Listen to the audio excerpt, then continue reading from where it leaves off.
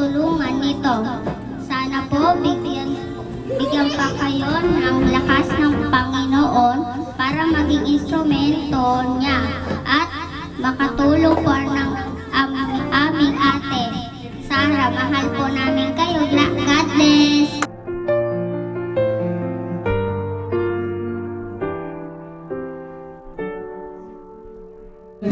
Salamat po sa pagbibigay sa iyo sa amin.